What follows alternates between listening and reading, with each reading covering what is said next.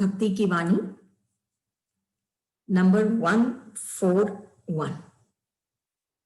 बाबा, लोग साधना की कहते हैं, मुझे तो तेरा सा धन मिला। ये वाणी सीधे गुरुदेव के हृदय से, उनका अनुभव, उनके जीवन की प्रेरणा, उनके बाबा के लिए उनका प्यार साफ स्पष्ट दिखाई दे रहा है इस वाणी में। उनके हृदय से निकली है ये वाणी। वो कह रहे हैं, बाबा लोग साधना की कहते हैं।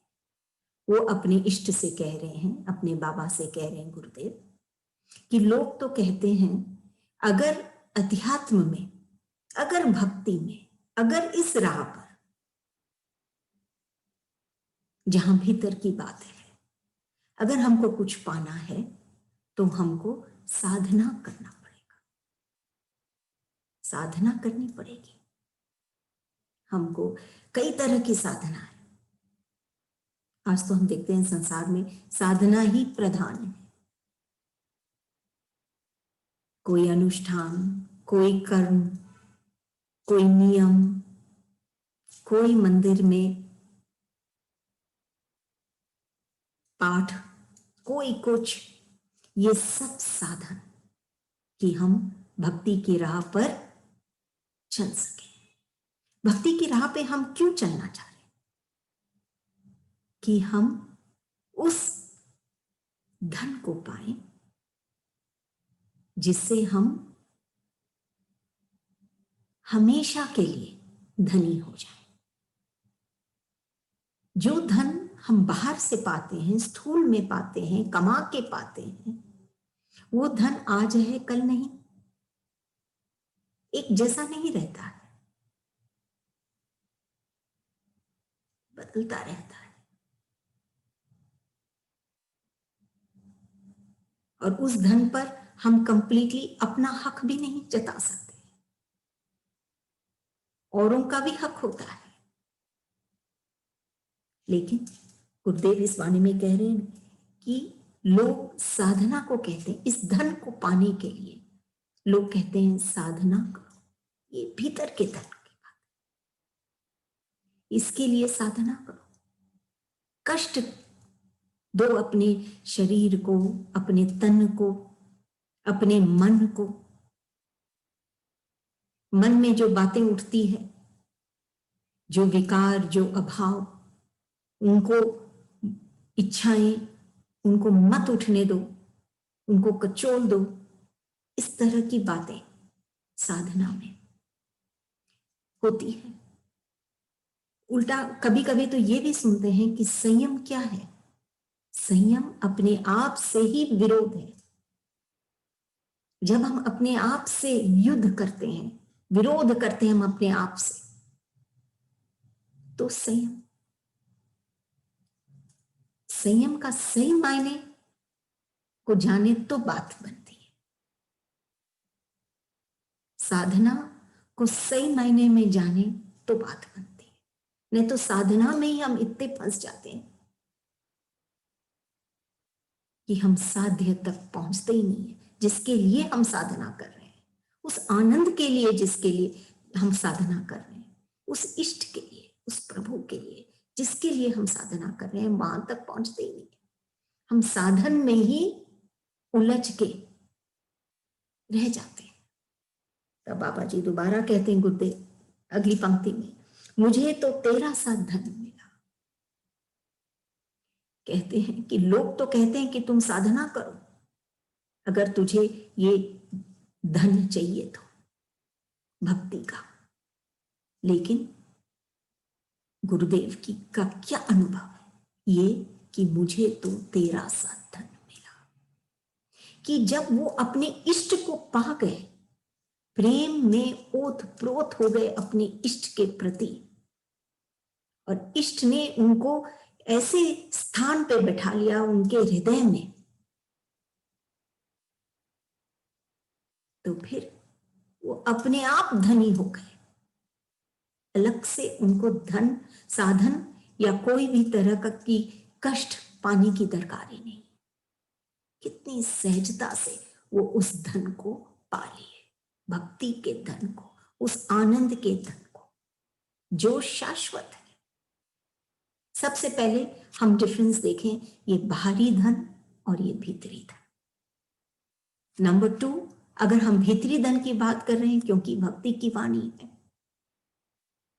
अध्यात्म का रास्ता है ये, अगर हम भीतरी धन की बात कर रहे हैं तो वो भी हम कैसे पाएंगे? साधन से ही नहीं हम पा सकते, हमको हमारे इष्ट के साथ जुड़ना होगा, अपने प्रभु के साथ, अपने गुरु के साथ, अपने गुरुदेव के साथ एक होना पड़ेगा, तो हम स्वतः ही इस धन को पाएंगे। तब गुरुदेव कह रहे हैं, बाबा लोग कहते हैं, लोग साधना की कहते हैं, मुझे तो तेरा साथ धन मिला, मुझे तो तू ही मिला। और सबसे धनी वो संत है जो भीतर में उस धन उसका अपार है, अनइमेजिनेबल है। वो इतने धन से धनी है कि उनके उनके हृदय में कितने ही बच्चे क्यों न समा जाए, सब उस धन को पा सकते हैं। वो धन की कोई लिमिट नहीं, वो धन में समय विशेष के लिए नहीं, वो धन कोई चुरा नहीं सकता, न संत से, न उस भक्त से जो उस संत से पाए। ऐसा है ये धन। तो ये धन जो है, अगर हम उसको ये भारी धन से अगर हम देखें तो फिर कोई कंपैरिजन ही नहीं है। ये ऐसा धन है जो उस भक्त को एक चेतना, एक उत्साह, हरा भरा खिला बनाकर उसको जीवन में आगे बढ़ाता है। तो ये जो धन है, गुरुदेव कह रहे हैं, ये तो कोई साधना से नहीं मिलेगी। ये धन जब हमको हमारे इष्ट मिलेंगे, हमारे गुरुदेव मिलेंगे, तो स्वतः ही हम उस धन को पाएंगे। जैसे हम उनसे जुड़ते हैं, वो शांति, वो धीरज, वो क्षमा करने का भाव, क्योंकि जब हम क्षमा करते हैं किसी को, तो हम दूसरे की भलाई नहीं करते हैं, सबसे ज्यादा हम अपनी भलाई करते हैं, क्योंकि हमारा भीतर शांत हो जाता है। कहीं पे पढ़े थे कि कुछ भी हम बोले उसके पहले हम सुने, कुछ भी हम लिखें उसके पहले हम सोचें, क्योंकि एक बार लिखा गया तो उसको मिटाना बहुत मुश्किल है। हम सोचें फिर हम लिखें। हम कुछ भी खर्चा करें उसके पहले हम कमाएं, क्योंकि जो हम कमाते हैं हम वही चीज को हम खरीद सकते हैं। किसी को हम दुख दें, दर्द दें, किसी को हम हर्ट करें, उसके पहले हम खुद फील करें।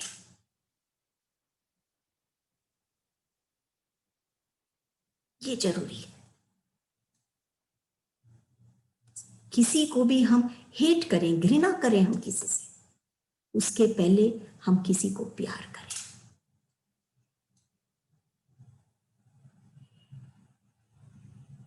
अगर हम भगवान की आराधना कर रहे हैं, भगवान से प्रार्थना कर रहे हैं, अगर हम भक्ति की राह पे चलना चाहते हैं, तो सबसे पहले हम किसी को क्षमा करें।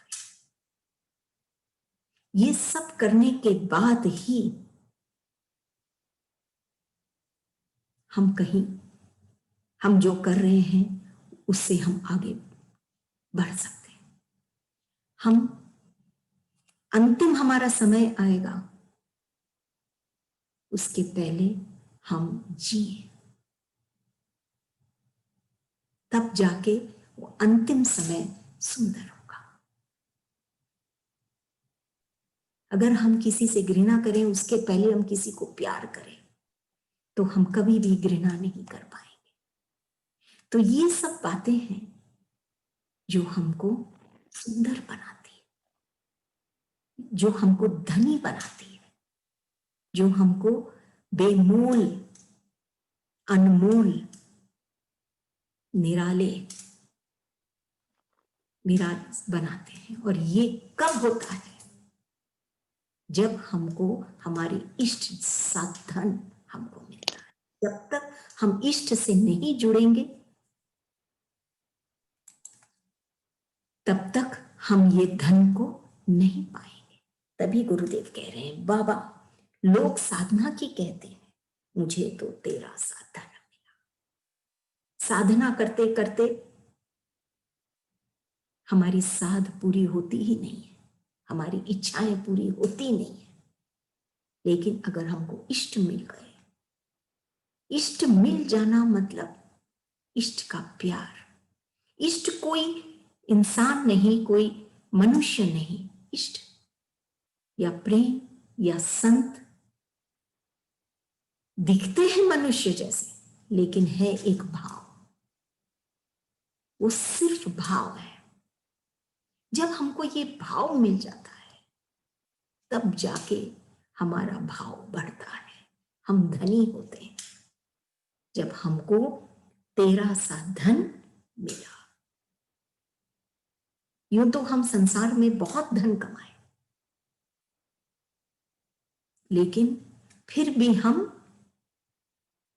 निर्बल ही रहे, बलहीन ही रहे, हमारा मन निर्बल ही रहा, धनी हुआ ही नहीं। हमेशा और की इच्छा रही,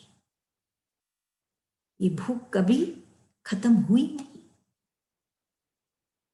लेकिन ये जो धन है, इसकी निराली बात है, इसमें तृप्ति भी है और इसमें और की भी आस है। हम जो पाते हैं, जब हम इष्ट का सा धन पाते हैं, उनका प्यार, उनका अपनापन जब हम पाते हैं, तो इसमें तृप्ति भी मिलती है और की भी इच्छा रहती है। दोनों बातें हैं। इसलिए ये प्रेम, ये आनंद, ये निराली है, ये असीम है। ये हम कभी नहीं कह सकते हैं कि हाँ इतना आनंद मिल गया, ये पर्याप्त है। लेकिन हर क्षण जो मिलता है उसमें भी तृप्ति है। यही तो इसकी खास बात है।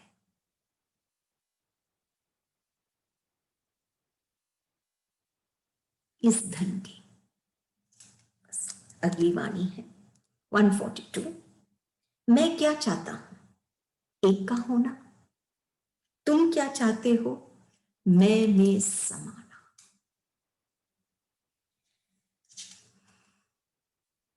आज सारी वाणियां एकदम गुरुदेव के अनुभव को हम एहसास कर पा रहे हैं कि गुरुदेव ने क्या अनुभव किया।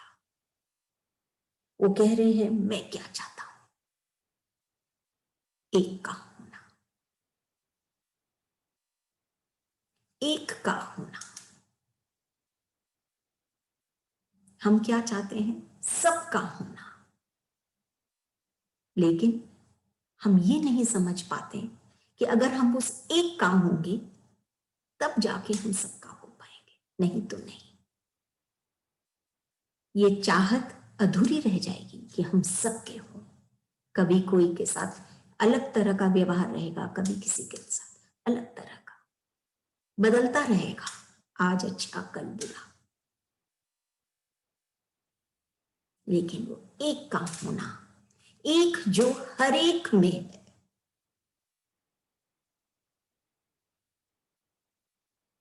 ऐसी चीज हम आइडेंटिफाई करें। क्या है वो चीज, क्या है वो बात, क्या है वो तत्व जो हर एक में है।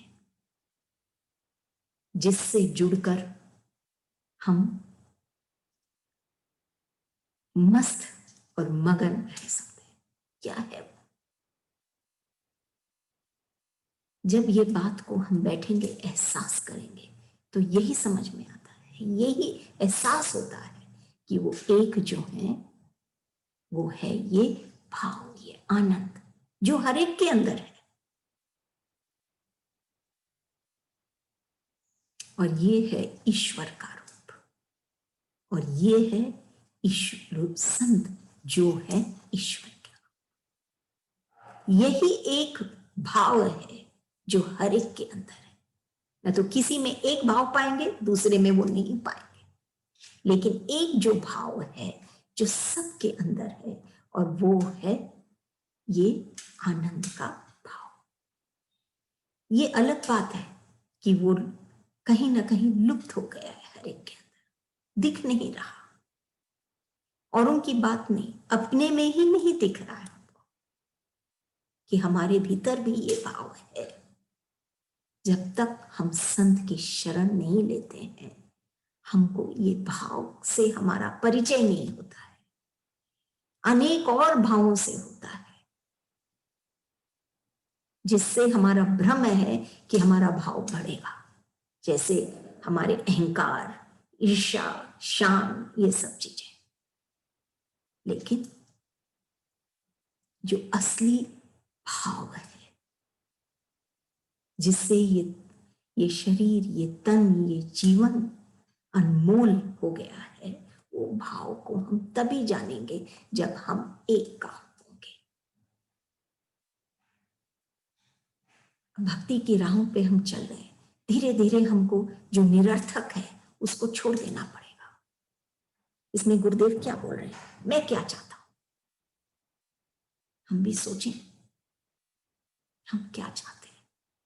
एक का होना, क्या हर एक का होना? अगर हम खुद कोशिश करेंगे कि हम हर एक के हों, तो हम को निराशा ही हाथ आएगी। लेकिन अगर हम एक के होंगे, हमारे इष्ट के होंगे, तो हम सब कुछ पाएंगे। तो मैं क्या चाहता हूं, गुरुदेव बोल रहे हैं, एक का होना। उससे वो एक के होने से वो जो वो एक के गुण हैं, जो वो एक है, वो सब उसके अंदर आ जाती है, और फिर वो आनंद और वो अनंत सागर में विचरण करता है। तब कहते हैं, मैं क्या चाहता हूं, एक का होना। तुम क्या चाहते हो, मैं में समाना। अब गुरुदेव अपने इष्ट से पूछते हैं, तुम क्या चाहते हो? मैं तो चाहता हूं एक का होना, तेरा होना।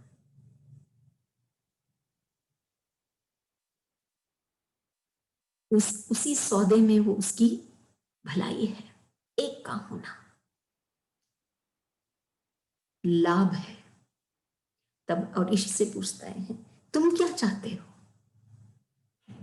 तो इष्ट क्या कहते हैं, मैं में समाना, मैं तुझ में समाना चाहता हूं। अब ये जो मैं है, मैं में समाना, इष्ट क्या चाहते हैं, मैं में समाना। अब ये मैं कौन सा?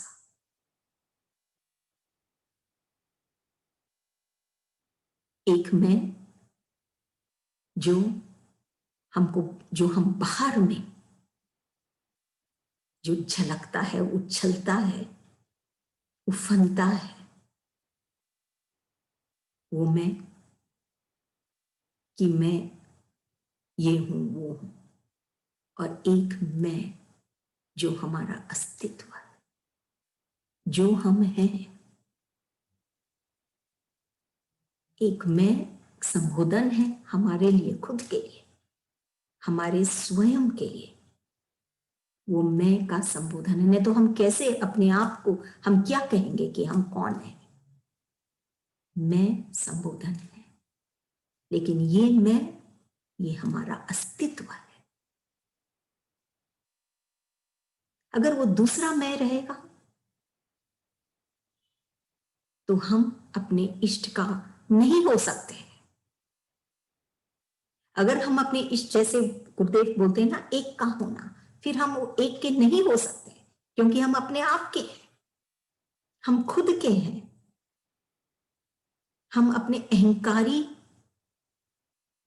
मन के हैं, तो हम उसके कैसे हो सकते हैं? लेकिन जब वो एक का होना चाहता है और अपने इष्ट से पूछता है वो भक्त कि तुम क्या चाहते हो, तब जब वो इष्ट कहता है मैं में समाना, तो जब तक वो उस मैं से मुक्त नहीं होगा,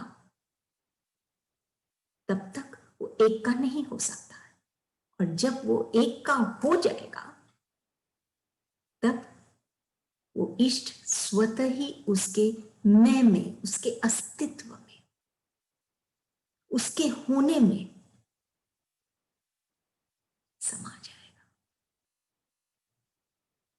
उस मैं में, उसके श्वासों में, उसके हर एक कण कण में, हर एक रोम में, उसके हर एक दिशा में, उसके शरीर के हर एक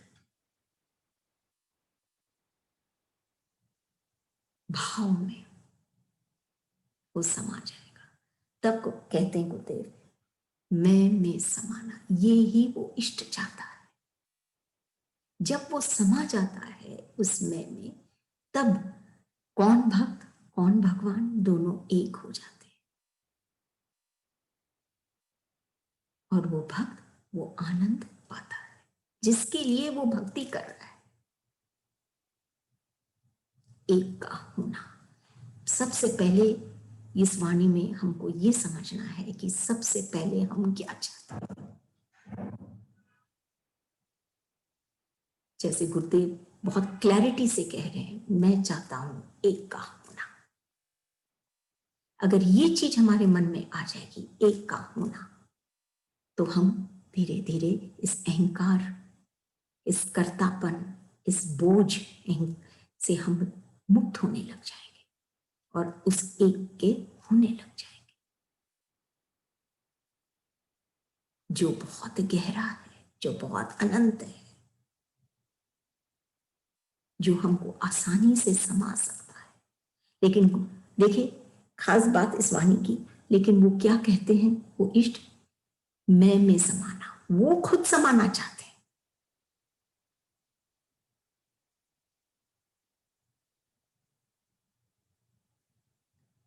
अगर हम सिर्फ चाह बना लें, तो देखिए हम सहजता से अपने इष्ट को पा सकते हैं। ये चाह तो नहीं बना पाते, क्योंकि हम सबका होना चाहते हैं। लेकिन जो प्रधान है, जो अहम है, जो महत्वपूर्ण है, जो हमको खिला सकता है, हम उसको भूल जाते हैं और उसका नहीं होना चाहते।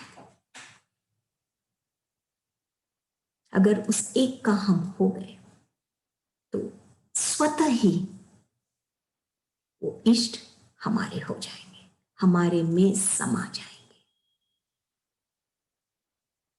वो स्थिति कितनी सुंदर होगी। फिर तो वो संत, जैसे संत की होती है, जैसे हमारे गुरुदेव की थी, उनके हर बात में बाबा जी झलकते थे। उनकी हर बात वाणी हो गई, मधुर हो गई, और हर एक भक्त को बना रही है।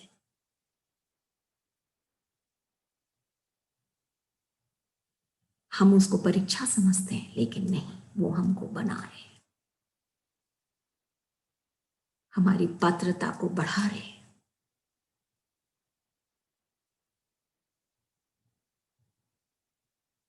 कि हम फिर से टूटे नहीं। अगली वाणी है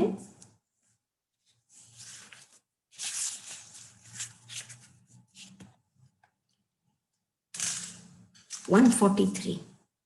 खेलते खेलते कहां चले गए, गया कहाँ?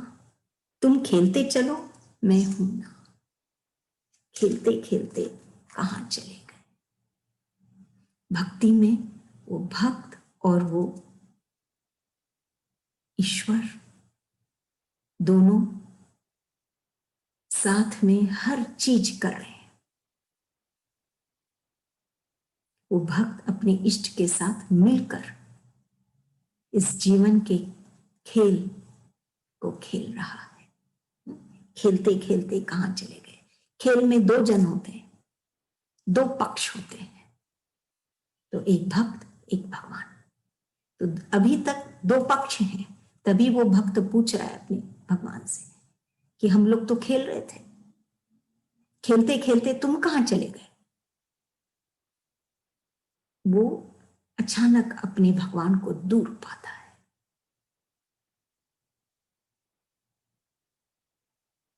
ये संसार के खेल को जब तक हम खेल समझ के कर रहे हैं तब तक तो ये अच्छे लगते हैं, लेकिन जब हम इनको बहुत गंभीरता से, सीरियसली जब हम इनको लेते हैं, एक खेल नहीं है, तब ये हमारे जीवन को बहुत कष्ट देते हैं।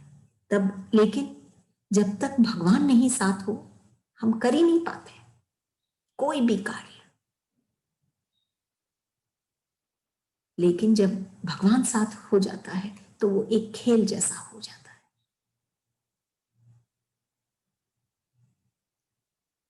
जिसमें हम हारते भी हैं तो भी हम जीतते हैं, अगर हम जीतते भी हैं तो भी हम अपने इष्ट के सामने हम हार ही जाते हैं। हमारा मैं मिट जाता है, हमारा सब कुछ, अहंकार, अभाव, सब कुछ खत्म हो जाता है। वो सब कुछ मिटा देता है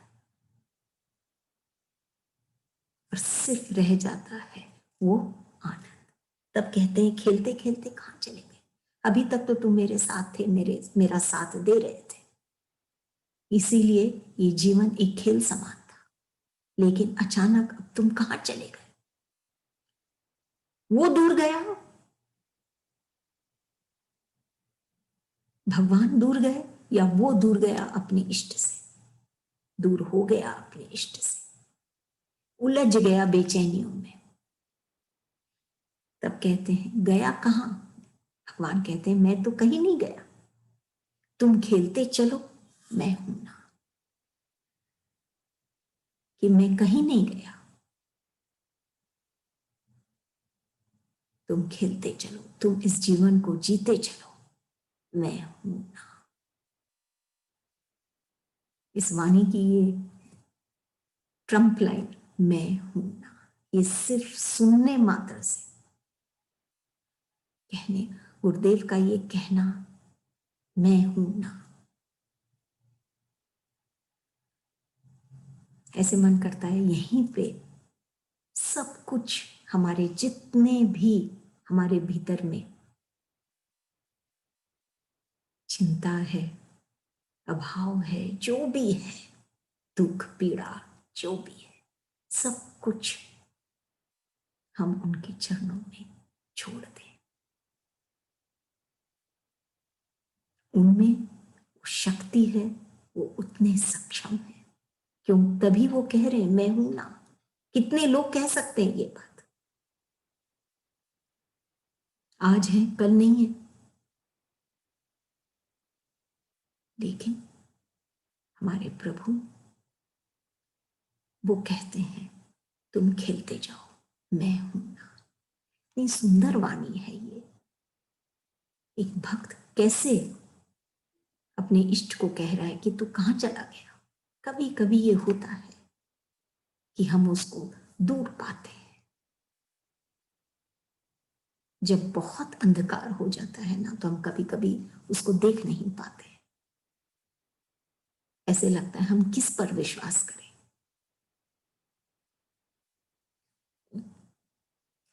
क्योंकि अंधेरे में अपनी छाया भी अपना साथ छोड़ देती है, वो भी नहीं दिखती। इसीलिए उस समय हमारी ये स्थिति होती है कि तुम कहाँ हो, लेकिन इष्ट उसको आश्वासन दे रहे हैं कि मैं हूं ना, तुम खेलते जाओ, तुम करते जाओ, सहजता से, हार जीत की मत सोचो, तुम खेलते जाओ। हर जिंदगी के हर पहलू को, हर पड़ाव को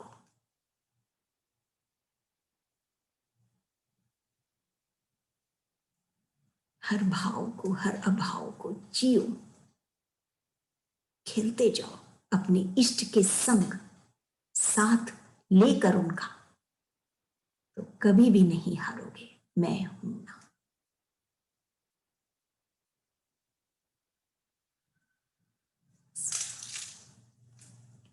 संसार में एक अचानक सडनली कोई नहीं ऊपर उठता, धीरे धीरे वो आगे बढ़ता है। सूर्य भी देखिए, पूरी रात के बाद सुबह उसका उदय होता है, जिसमें इतना प्रकाशवान है वो, लेकिन उसको भी समय लगता है उगने में, उदय होने में। ऐसे ही वो भक्त को आगे बढ़ने में, उसके भीतर की ज्योति को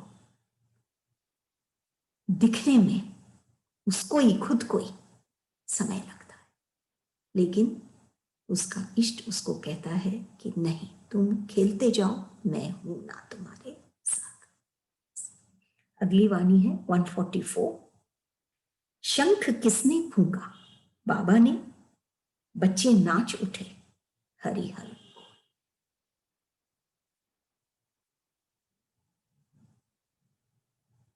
शंख किसने फूंका,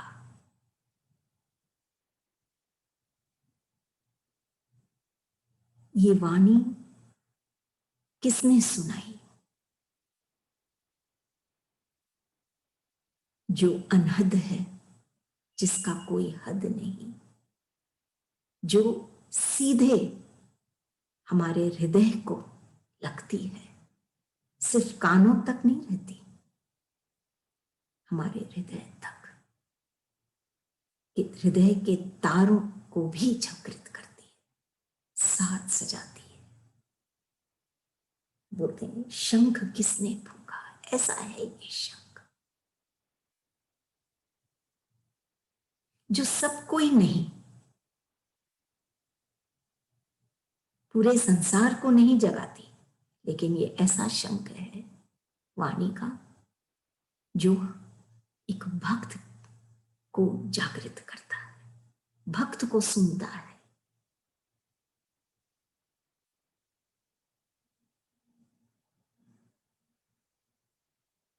ये इस शंख में, इस वाणी में इतनी वाणी होकर भी ये इतनी खामोश है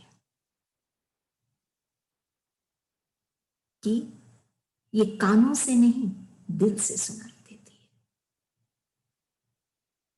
जब हम दिल में झांकते हैं तो ये शंख, ये खास शंखनाद है। ये सिर्फ बाहर में जो मंदिरों में और सब जगह जो बजती है वो शंख नहीं है, ये विशेष है। क्यों? क्योंकि ये हमारे इष्ट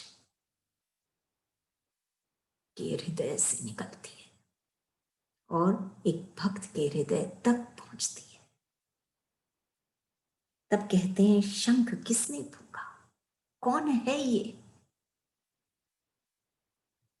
जो ये कह गया हमारे हृदय के पास आके, हृदय में आके कि मैं हूं ना।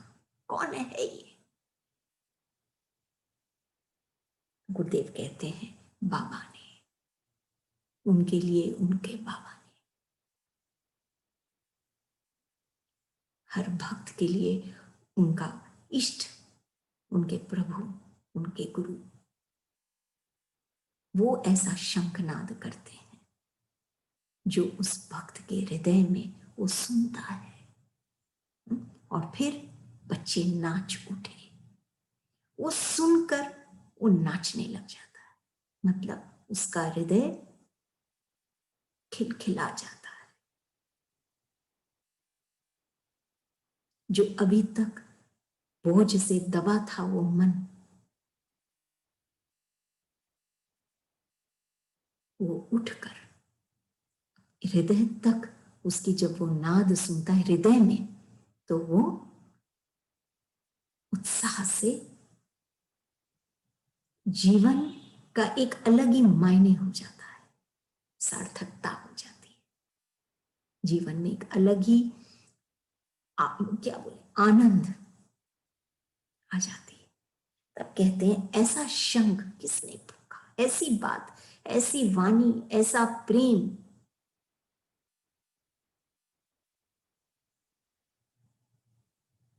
जो स्थूल की भी वाणी हो चाहे खामोशी से। कौन ऐसा शंख फूंका जिससे बच्चे नाच उठे, बच्चों की इच्छा, बच्चे नाच उठे।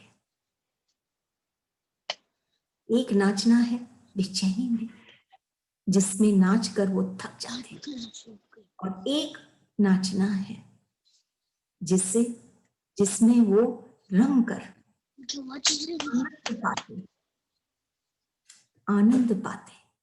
ऐसा नाच, नाच भी दो तरह के, मैं भी दो तरह के, ये सब चीज क्लैरिटी गुरुदेव देते। बाबा ने ऐसा शंख फूंका कि बच्चे नाच उठे, क्योंकि उनका मन, उनका हृदय खिल गया।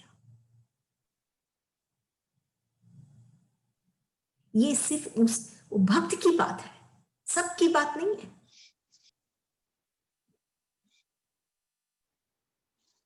मंदिर में जो शंख बजती है बहुत लोग सुनते हैं, दूर दूर तक सुनते हैं, लेकिन ये ऐसा शंखनाद किसने किया? जो एक भक्त अपने हृदय में सुनता है, और फिर वो नाच उठता है, और फिर वो हरि हर बोलता है, हरि हर बोल। अपने ईश्वर को, ईश्वर के साथ वो एक हो जाता है, ईश्वर को पुकारता है।